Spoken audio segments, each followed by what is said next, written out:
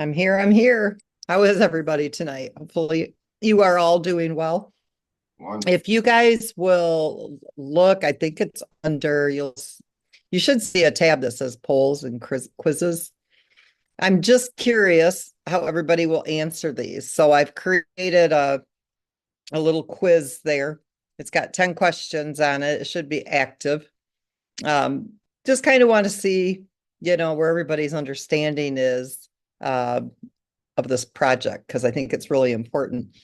And I'm going to do some updates in the end, but I really want to touch on some things. I'm not sure if people understand the likenesses and the differences between MoveQuest and Bitcoin. So I'm going to share my screen.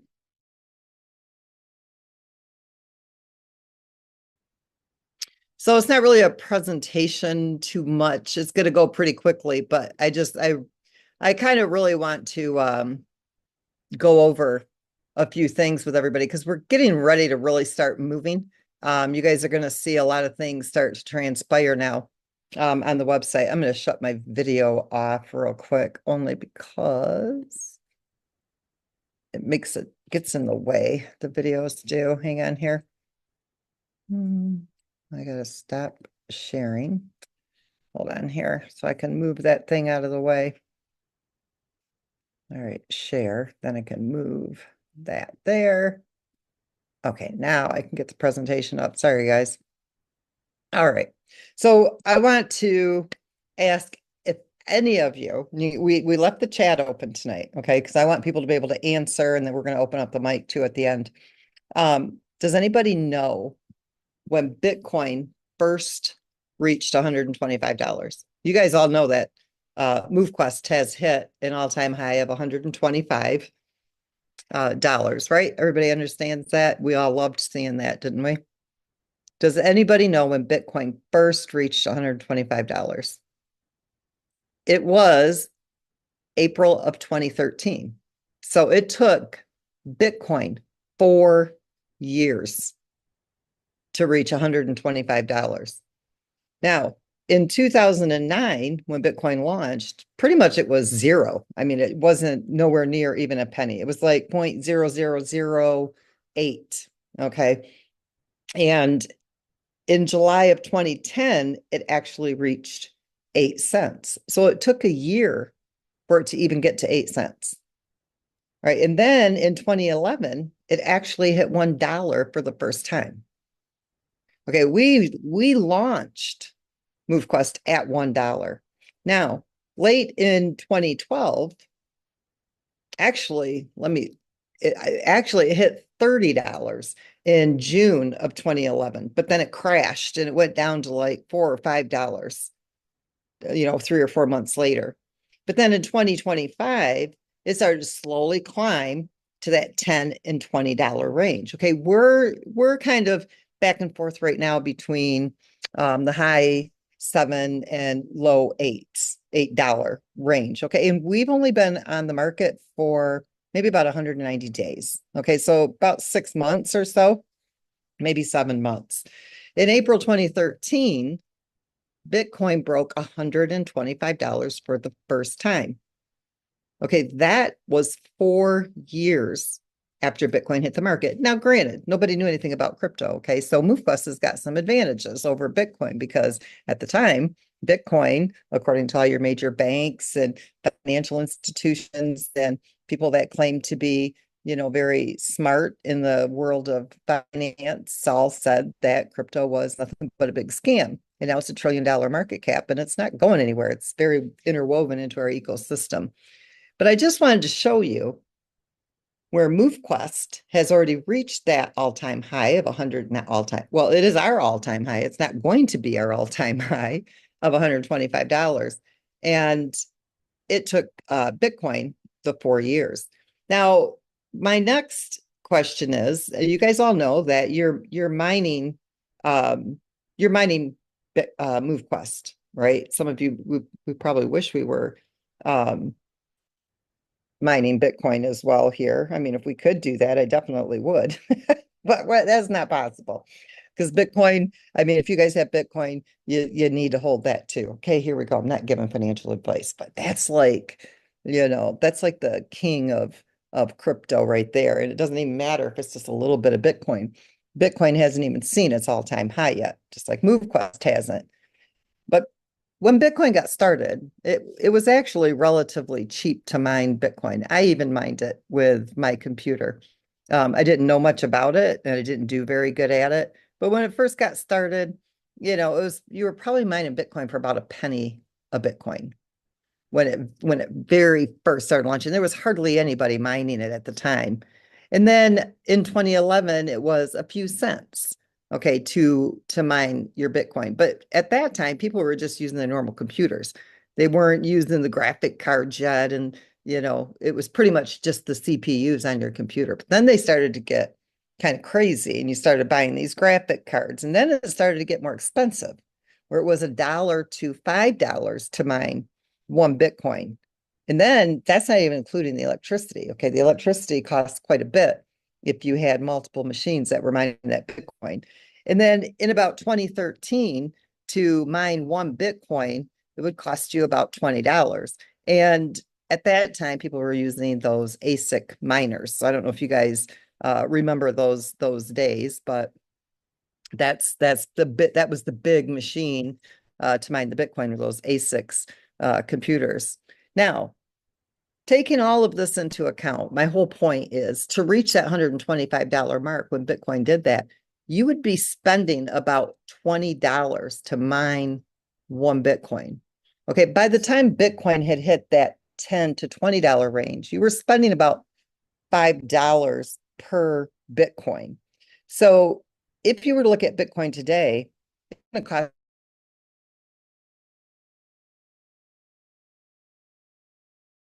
Right now, what I'm trying to explain to you is that when you're mining for crypto, it does cost money.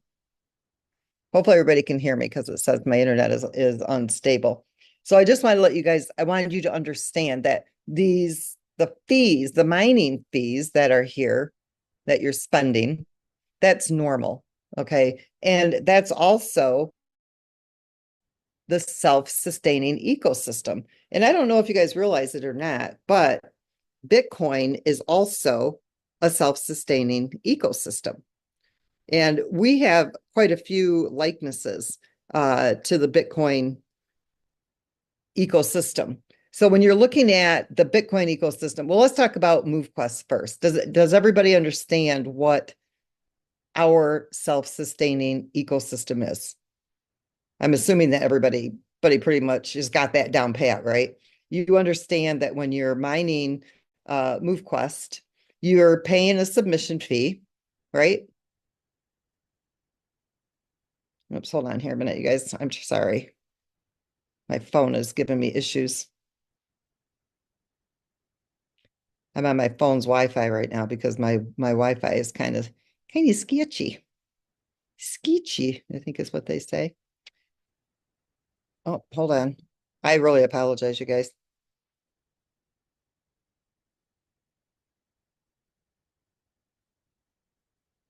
What the heck is going on with my stuff here? Oh, well, it doesn't matter. Our ecosystem, you've got those fees that you're going to pay when you're submitting. When you mint your miners, there's a fee. When you submit your proof of physical activity, there's a fee. When you go into the hatchery, there's a fee. When you go into the evolution contract, there's a fee. And all of this is building that liquidity. Okay, that becomes that self-funding ecosystem. And that's very similar to what Bitcoin has. With Bitcoin and their self-sustaining ecosystem, it's coming from the miners. Okay, everybody who is mining the Bitcoin token or coin, because Bitcoin is a coin and we're a token. They validate those transactions. Okay, that's how that network is secured. They're rewarded Bitcoin for their work. And that's what creates that motivation, or that's what incentivizes people to continue validating those blockchain transactions because they know they're going to be rewarded Bitcoin. So it didn't matter to them what it costs to mine because they seen it. They had that vision. They understood what they were involved in. They understood that they were mining for Bitcoin and they were validating these transactions. And so the mining costs they had, the electricity, the hardware, that actually created that real economic demand for the Bitcoin. Bitcoin also they have that halving mechanism, and we also mirror Bitcoin's halving mechanism. Okay, so with MoveQuest, you are submitting that proof of physical activity. That's what's validating those mining rewards that you're receiving. Okay, that's the comparison between Bitcoin and the MoveQuest. Now, the halving, we do the same thing. Okay, we have a hard cap, 21 million MoveQuest tokens, just like Bitcoin has a hard cap, 21 million Bitcoin tokens. And we distribute them in the same manner. And we have the same number that goes out each year. And we use the same 4-year halving mechanism. And you do that because it reduces the supply. So in the beginning, it's a little heavy, but in 4 years, Bitcoin or MoveQuest is going to go through a halving. August 1st, 3 years from August 1st coming up, it's going to go through the halving, just like Bitcoin does. And so it'll only be half of what's actually being mined today. Now, Bitcoin is completely decentralized. That means there's no central authority. There's no government, there's no company, there's no individual. It's all open source code. And anyone can run a node to verify the transactions, okay, that maintain that decentralization. MoveQuest is completely decentralized. Everything is on chain. There is nobody that is managing or controlling the MoveQuest project. Your mining, your proof of physical activity, everything you do, you are making calls to smart contracts that are recording this to the blockchain. The transaction fees for Bitcoin, those replace the block rewards. So as these block rewards decrease, transaction fees actually sustain the miners long term. This is Bitcoin. And it's the same here. All of these fees that you pay, that sustains the market value of the token, the liquidity pool. You as an individual do not come to this project and create the token pair and inject it as liquidity. And that's what all your other projects have you do, because they don't have a self-sustaining ecosystem. But we mirror Bitcoin only using proof of physical activity. It's also got that immutable ledger. Bitcoin transactions are recorded on a public, immutable blockchain. It prevents all fraud and it ensures your security. Everything you do with MoveQuest is recorded to the blockchain. It makes sure that there's no fraud and it ensures your security. It removes the need for banks, any intermediaries, or any third parties, and you have full control of your assets. There is nothing with MoveQuest that can go in and say, okay, you can't have those tokens. Okay, you can't transfer those tokens. We can't pause. We can't block. We can't call back. We can't burn. We can't do any of that stuff because that MoveQuest contract's been renounced. You are in full control of your assets. If you lose them, you lose them. We can't even go get them back if you did lose them because we have no authority to do that. Bitcoin's limited supply, that 21 million market cap, just like what we have, or hard cap on their token supply, that ensures that the demand grows over time. Same with MoveQuest. It's going to continue to grow, and we can't mint more tokens. Okay, we don't have an unlimited supply. We can't change the amount that goes out each year. It's written into the tokenomics. And there's no reliance on new users. Okay, so that's the key thing about a self-sustaining ecosystem. Your Ponzi schemes, they rely on new users.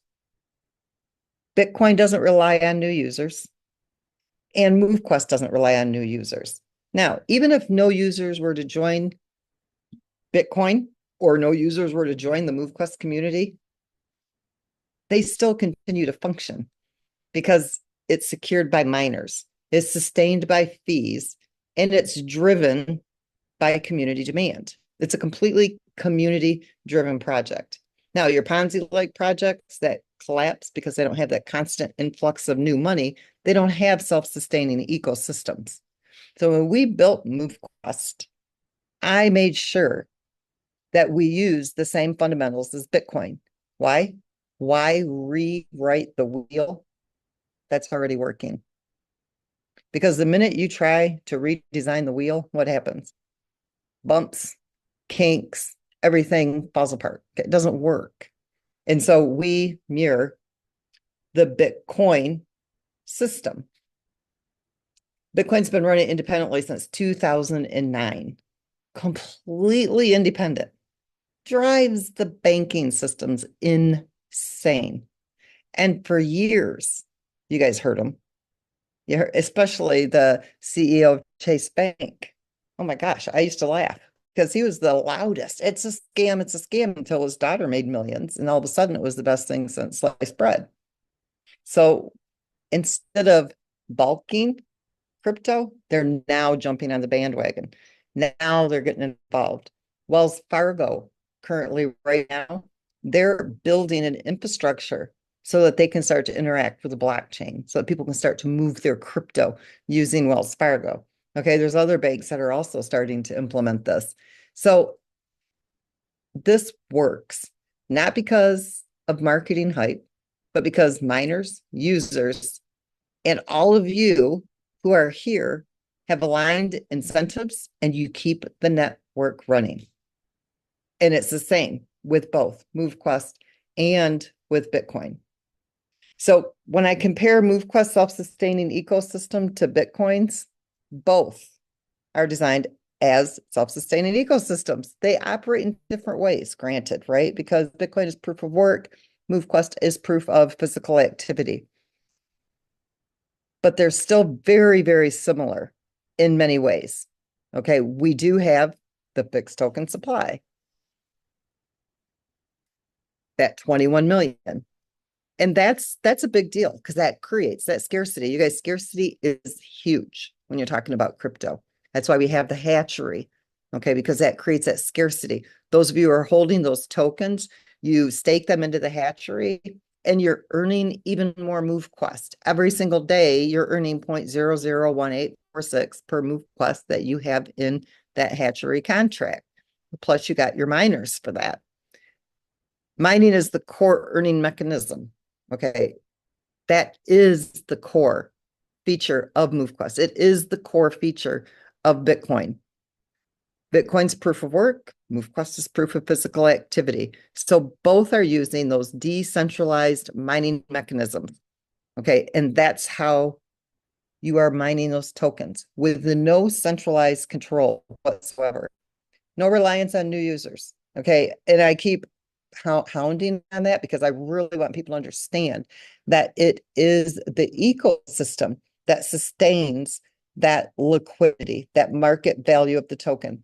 If MoveQuest never brought in a new user and we only were working with its current community, the MoveQuest token would probably fall down into the $2 to $3 range, and it would be sustainable at that level. And so every time you were mining your MoveQuest, you would be right around that $2 to $3 mark. Why is that? Because every day 2,500 more are coming into circulation. So 2 months ago, when the bottom floor was around $8, there wasn't 60 days times 2,500 MoveQuest that had gone into circulation. So you have to remember that the floor drops every day because 2,500 more MoveQuest are going into circulation.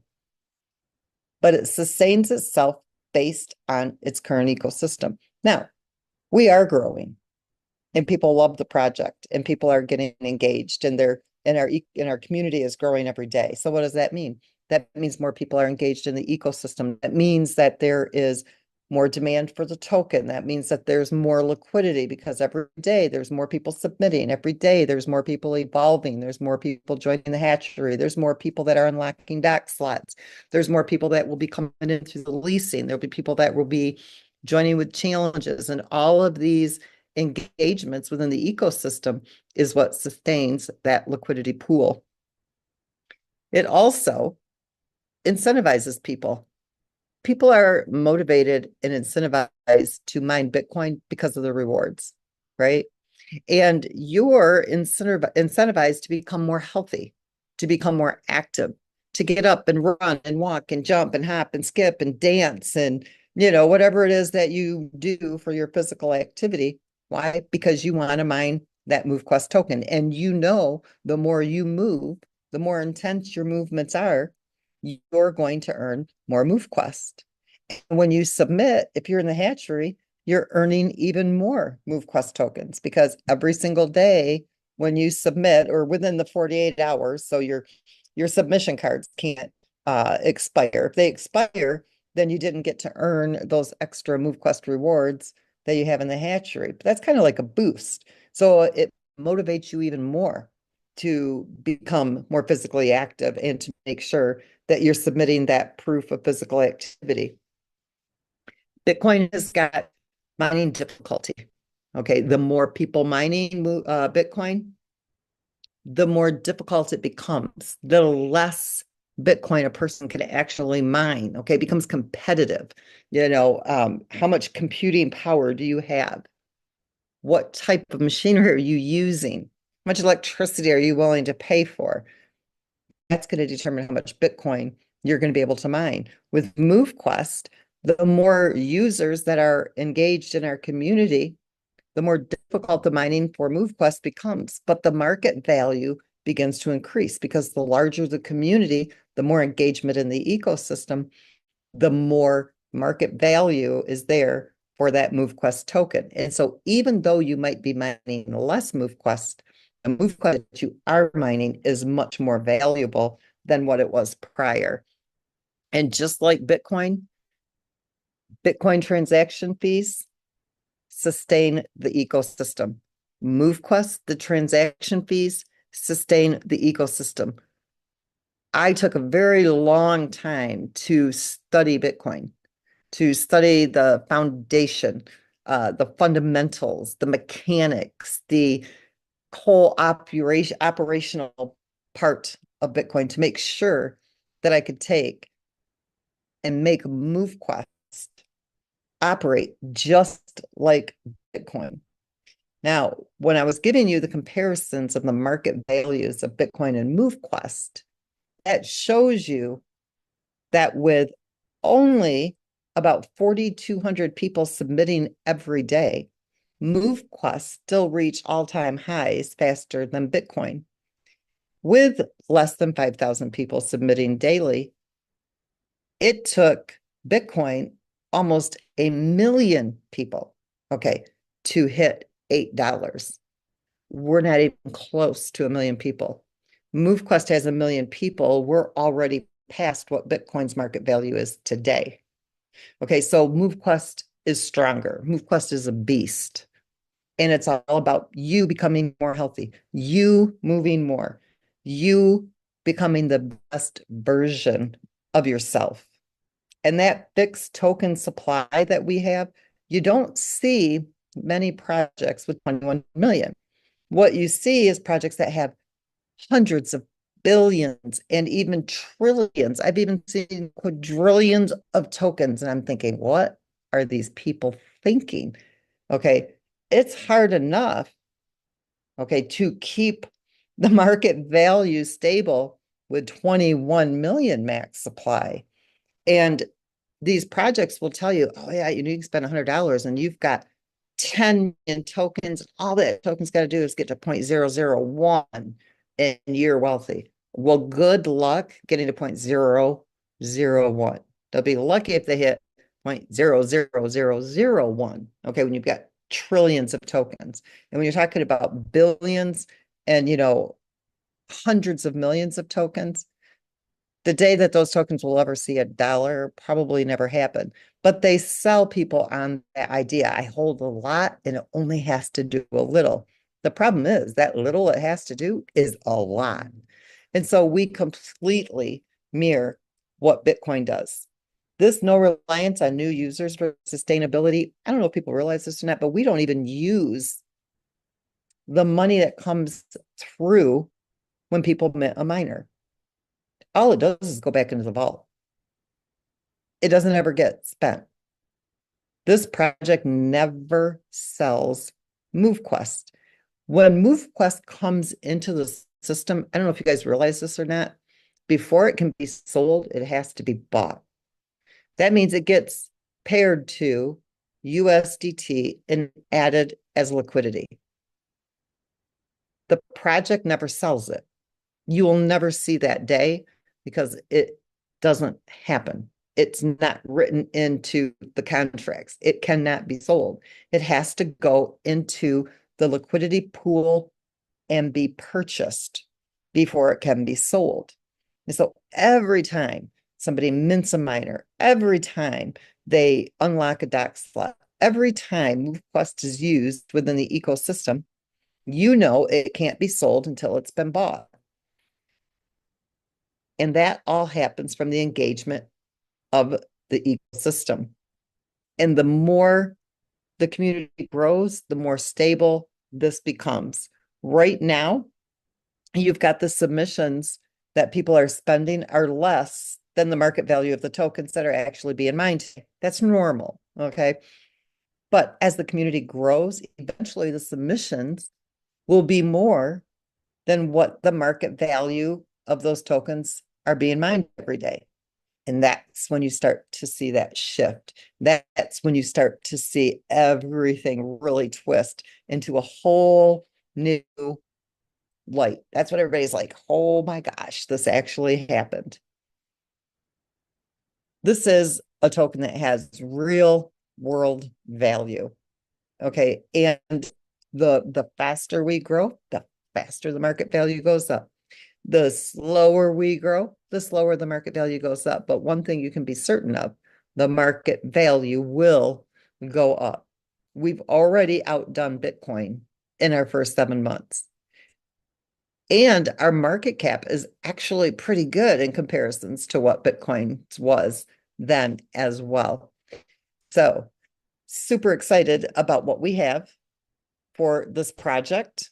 I hope you guys are just as excited as we are. I'm not going to go through all this, but I'm going to make this available to people because I think it is really a good table for you guys to look at.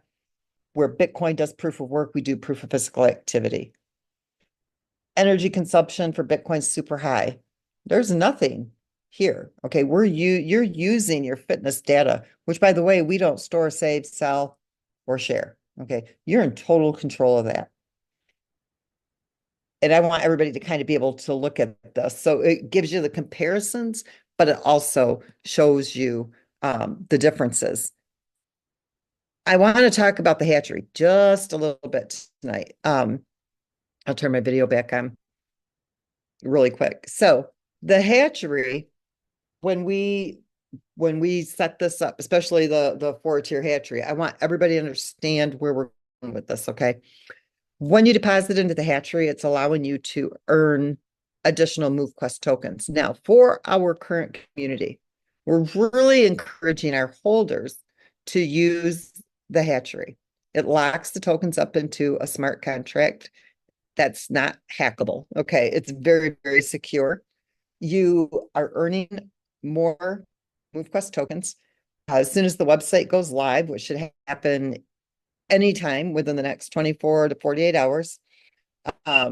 We'll begin the process. Okay, I'll let CoinMarketCap know. Please verify our MoveQuest listing. Will be verified on the Avalanche chain within the different wallets and things like that. I have to wait for that website to be completed so they don't use the dev site when they verify us. But they'll use when they do the FDV, it'll be based on the real numbers, not 21 million. Currently, everything is based on the 21 million tokens. So they'll base it on what's actually held in the holders' wallets, okay, not what's in the contracts that won't be sold. So it's a really good way for us to get that real official FDV. Right now, Okay, so we go live with our launch, which is I want to say 3 to 4 weeks is what you have left. It could be less. Okay, but I want everybody to understand this. The hatchery is going to adjust as an onboarding feature. Okay, because it's going to allow people to come in and get started using the hatchery and be able to earn those additional rewards, but they won't get their MoveQuest back. Okay, they'll have to pay the fee just like everybody else does. Currently, our community is being, I don't want to use the word allowed. We're making it possible for you to get all of that MoveQuest back. We're using it right now as a tool for our current community to be able to use it to hold your MoveQuest tokens, to earn those rewards, and to get the MoveQuest back. Plus, you got all of the miners. Now, do the grand launch, the hatchery will take on a whole new form. Now, don't freak out yet, because I got something special for all of you here that are currently in the hatchery. So just hold on. But I want to explain to you that when people onboard, the MoveQuest fee will adjust. It'll be slightly lower, plus the AVAX fee, because the AVAX fee is part of that liquidity. So they'll still pay the same amount. Okay. If they wanted 16 Vanguards to do the Titans, it would cost them I think $3,600 in total. It will still cost them that in MoveQuest and in AVAX. Okay, a combination. They will not get the MoveQuest back. That's just the fee. Okay, just like when they come in and they mint a navigator and then they go and evolve, they don't get that MoveQuest back.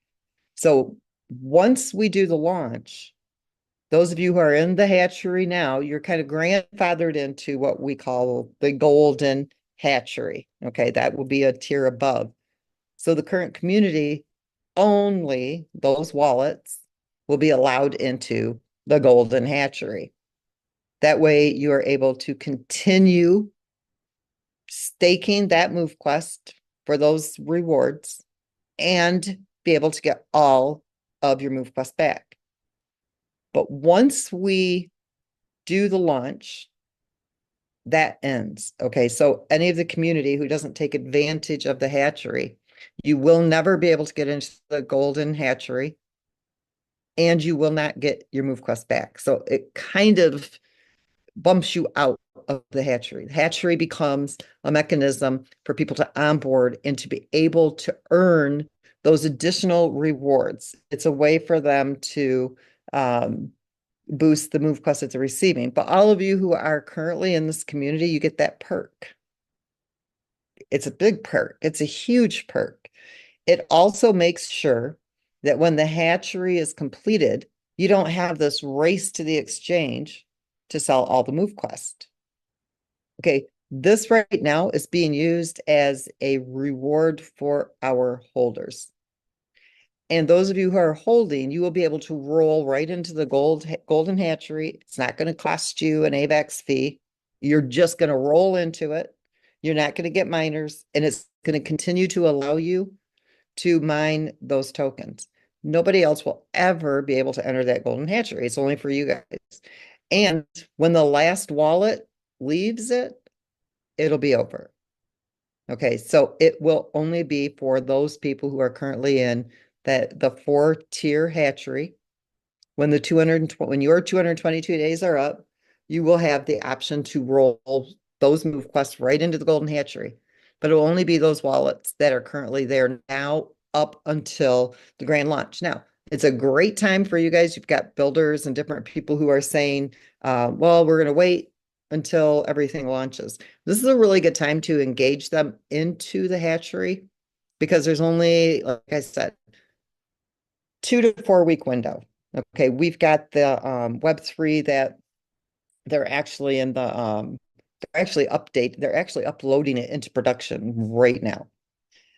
We really want to test that a little bit more. The leasing is ready. I want to explain to you guys a little bit that's going on with the delay in these contracts. This project, as I say all the time, is it's crazy, okay, how complex it is. And all of these smart contracts have to communicate with each other. Avalanche block time is 1 to 2 seconds generally to process. So these contracts, the gas consumption has got to be right on target, because if it can't communicate with all these contracts and bring that information back by the time that transaction times out and fails. And so right now they're fine tuning these contracts so that they are able to retrieve the data that needs to be retrieved almost instantly, keeping the gas fees low, and make it so that they can complete before the 1 to 2 second block ends. Okay. So right now we're just really fine tuning that. If you have, a million users who are here and we don't have this piece done precise and very efficiently, it will cause issues in the future. And so we are struggling with that just a little bit. Nothing that won't be solved. We always solve everything. It's just a matter of, it's all math again, in making sure that we've got these smart contracts just working like a greased wheel, that they're very efficient, that they're only retrieving data that absolutely needs to be retrieved. For example, when you submit that proof of physical activity, it has to retrieve that data, send it over to the hatchery so that you can get your rewards there. Okay, now if you submit the data, it goes to the hatchery, and then your 222 days are up. It's also got to know that that wallet can now be released and it can go into the Golden Hatchery. Okay, there's all these things. They all have to communicate. And so that's what we're fine tuning. But bottom line is we have an amazing project here. We always think of our community who's gone through the bumps and bruises with us first. We want to make sure that you guys benefit very, very well from this project. So hopefully everybody understands what I just shared with you.